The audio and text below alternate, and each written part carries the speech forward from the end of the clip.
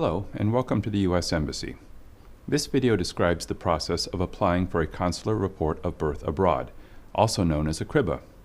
A CRBA is basically a birth certificate issued by the U.S. government for children born abroad to one or more U.S. citizen parents. It is not a passport, and it cannot be used for travel abroad. Furthermore, it can only be issued before a child turns 18. Afterward, a person can still receive a U.S. passport, but not a CRBA. Before applying for a CRBA, you should first consider whether your child is likely to qualify for U.S. citizenship. The requirements for transmission of U.S. citizenship are very complex, and this video only provides an overview. For full details, please visit travel.state.gov. Generally speaking, if both parents are U.S. citizens and are married at the time of the child's birth, the child is a U.S. citizen if either parent previously resided in the United States.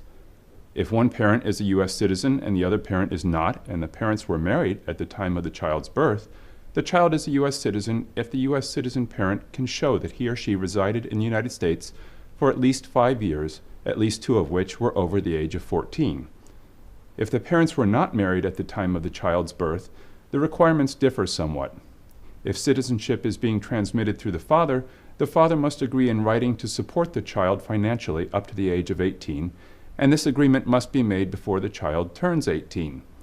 Our application form has language that meets this requirement. The father must also show a blood relationship to the child.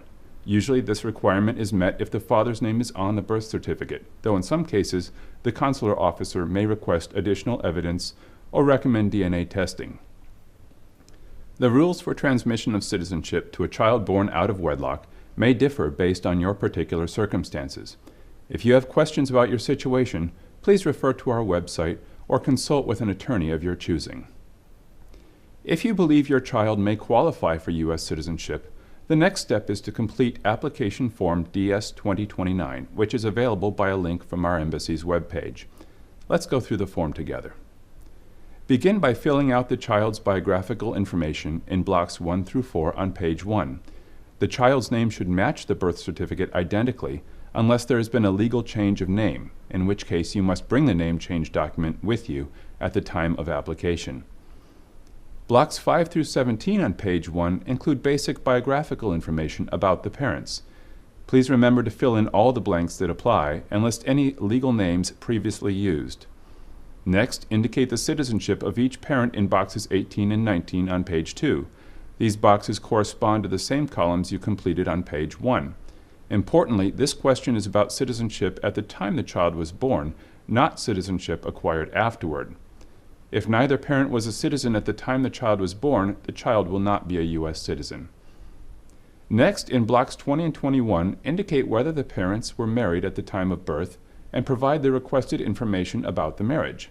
In blocks 22 and 23, make sure to list any other marriages as well as how those marriages ended, for example by death or divorce, and the date they ended.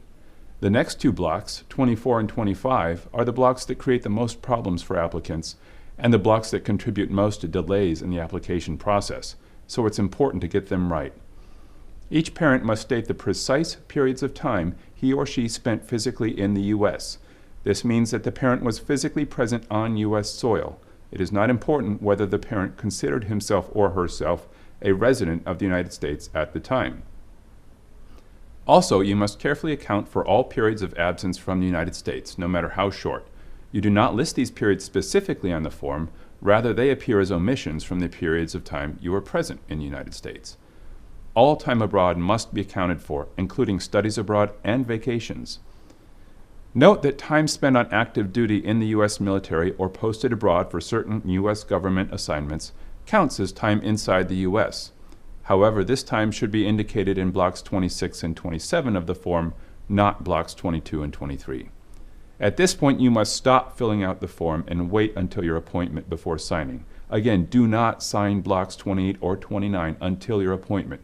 Save or scan a PDF copy of Form DS-2029 and email it to copenhagencrba@state.gov. After a member of our consular staff has reviewed your form, he or she will inform you either that additional work needs to be done on the form or schedule you for an appointment. Note that this is only preliminary review. The mere fact you are scheduled for an appointment does not mean your application is approved or that your child qualifies for U.S. citizenship. Please note you will not be scheduled for a CRBA appointment until after you have submitted a completed Form DS-2029. At the time of your interview, you must remember to bring your child with you, as well as both parents. You will also need to pay the CRBA fee. The amount of the fee and methods of payment are indicated on our website.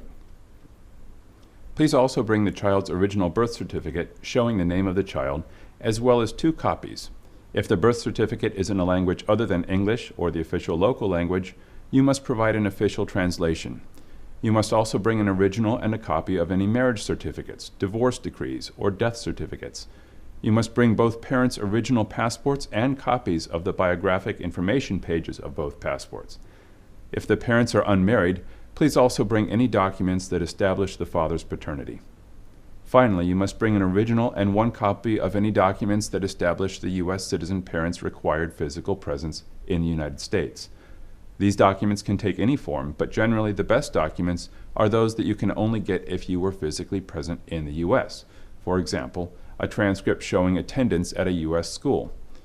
Documents like tax returns can indicate physical presence in the U.S., but they're not the best evidence, since a person can live abroad and still file U.S. tax returns.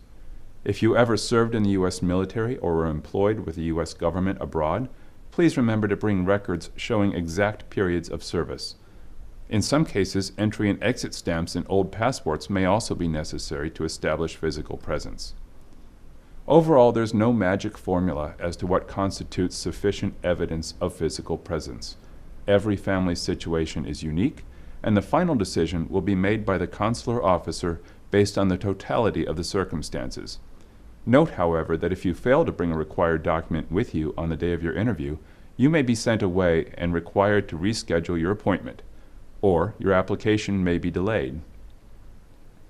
If your application for a CRBA is approved at the time of interview, you will generally receive the CRBA about 3 to 4 weeks later, unless you are applying outside of the country where your child was born, in which case the processing of your application may be delayed.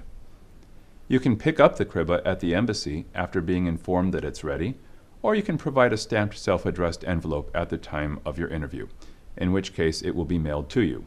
More information about mailing is available on our website. We also advise you to apply for your child's passport at the same time as the CRBA. Although a CRBA application can be submitted by just 1 parent, passport applications must generally be signed by both parents in the presence of a consular officer. For this reason, it's best to apply for a passport at the same time as a CRBA when both of the parents and the child are physically present at the embassy. For more information about passport applications, please see our website. We hope that this video has been helpful. We look forward to seeing you on the day of your appointment, well prepared and ready for your interview.